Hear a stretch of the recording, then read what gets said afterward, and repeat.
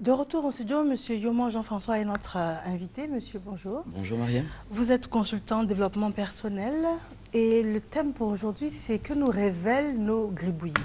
Exactement. Ce que nous réveille nos gribouillis, c'est un terme qui est inspiré en fait d'un coaching et qui revient en fait de façon récurrente, que ce soit par rapport aux parents qui font venir leurs enfants ou par rapport également aux épouses qui viennent en cabinet et qui se demandent bien ce que cela voudrait dire, parce que au cours donc d'une conversation qui n'en finit pas, d'une dispute ou d'une discussion dans le foyer, on se retrouve parfois malgré nous-mêmes, à griffonner ou à gribouiller quelque chose sur un bout de papier qui est à portée de main, ou même quand une conversation téléphonique, et vous le disiez tout à l'heure dans votre introduction, quand une conversation téléphonique met un peu plus de temps et que ça finit par être pédant, on se met de façon instinctive à dessiner des formes, des images, on se met à représenter quelque chose. Et on s'est rendu bien compte que ces représentations ont une signification, un sens profond et qui révèlent en fait un état d'esprit dans lequel la personne qui réalise donc ces dessins-là se retrouve. Et aujourd'hui, nous allons donc donner l'opportunité à nos téléspectateurs de comprendre, que ce soit donc pour leurs enfants, pour eux-mêmes, pour leurs conjoints ou pour leurs conjointes, de comprendre réellement qu'est-ce qui se passe dans l'esprit de la personne au moment où elle griffonne, et à partir donc des éléments, des indices du griffonnage ou du gribouillage, on pourra donc comprendre qu'est-ce que cette personne peut avoir, parce que le but du développement personnel, c'est d'anticiper. Donc c'est de savoir déjà ce qui se passe à travers le dessin et puis voir quelle donc peut être l'approche pour aider la personne donc à résorber la situation dans laquelle elle se trouve. D'accord. Mais déjà, est-ce que tout le monde, avec un stylo à portée de main, se met à faire des gribouillages? C'est presque systématique, parce que le gribouillage, en réalité, c'est un dessin qui n'est pas destiné à être montré. Donc, d'autant que ce n'est pas destiné à être montré, c'est une réaction inconsciente. On le fait souvent sans même s'en apercevoir. Et chacun d'entre nous a son dessin ou son gribouillage favori. Peu importe la feuille, peu importe les circonstances. Ce qui est intéressant aussi, c'est que nous sommes fidèles à un style de dessin ou à un style d'image ou à un style de représentation qui est particulier à notre personne. Et donc, ça aussi, ça peut nous permettre de mieux comprendre ce que cette personne vit, parce que mieux nous nous sentons, la forme du dessin s'embellit, moins nous nous sentons, la forme du dessin tend à noircir ou à avoir beaucoup plus de de rature, parce que tout cela aussi traduit un état d'esprit. Donc, plus on est heureux, plus on est épanoui, les dessins que nous faisons traduisent et justement cet état d'esprit dans lequel nous sommes. On verra par exemple tout à l'heure que ça peut être des fleurs, ça peut être des cubes, ça peut être des damiers qui traduisent vraiment. Et ce qu'il faut remarquer, c'est que plus la personne qui est en face de vous et qui gribouille est heureuse, les dessins seront plus éclairés, plus éclaircis. Moins elle sera heureuse, et donc dans une situation d'angoisse, de stress, les images auront tendance à être un peu plus noircies.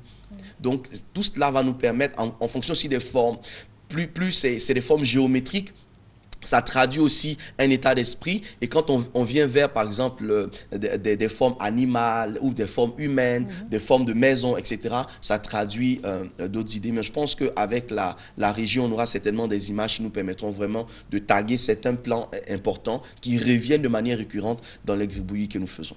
Très bien. Alors, le temps que la régie nous propose quelques images que vous allez nous commenter, je vous demande un numéro de téléphone. Parce que je me souviens avoir pris un numéro de téléphone et la personne s'éternisait au téléphone.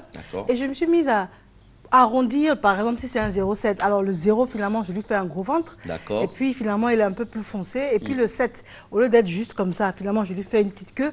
C'est-à-dire, finalement, les chiffres restent les mêmes. Mais j'ai réalisé que j'étais en train de faire passer le temps. Je ne peux pas montrer à l'interlocuteur que ça m'ennuyait, mais je me suis mise à changer un peu par exemple, l'aspect. Ici, on est en face d'un cas qui est absolument magnifique. C'est-à-dire que lorsque vous représentez dans vos gribouillis des chiffres, donc ça parle de rationalité, donc ça parle d'une personne qui est ordonnée, donc procédurale. Donc les chiffres qui sont arrondis et donc qui sont, comme on dit, sublimés. D'accord? Donc le zéro qui commence à devenir pratiquement une spirale, etc. C'est le désir de la féminité qui s'affirme. C'est-à-dire c'est quelqu'un qui est on est en face d'une personne qui est foncièrement féminine, mais qui dans sa féminité, en fait, a besoin d'exprimer une qualité, a besoin d'exprimer un potentiel potentiel.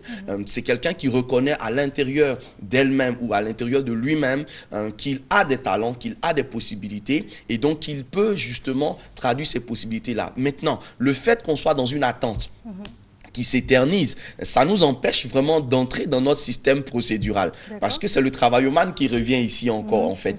Donc, le travaillman, c'est du tic au tac. Donc, il ne connaît pas de vide, en fait. Voilà, le vide, c'est quelque chose qui est difficilement ressenti par le travaillman. Parce que d'une étape, on doit passer à une autre étape. Et quand il y a un vide, comme on dit, il y a un blanc, c'est difficile pour lui, en fait, de pouvoir réaliser cela. C'est pour ça que vous remarquerez que... par exemple, le chiffre 7 qui est décrit, c'est en fait une image très importante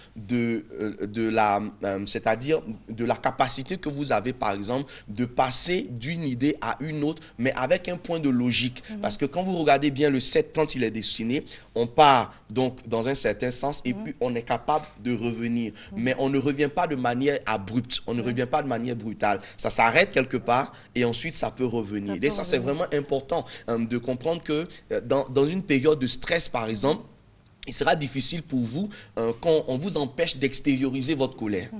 Dans une période de stress, il sera difficile qu'on vous demande de vous calmer pendant que vous avez des choses à dire. Ça sera difficile pour vous. Donc voilà une interprétation spontanée et tout de suite comme ça qu'on peut faire de ce gribouillage-là. En tout cas, félicitations, beaucoup d'autres idées. Et puis tout à l'heure, on a vu qu'il y avait des illustrations. On en parle, mais il est 7 heures et nous avons une page de publicité.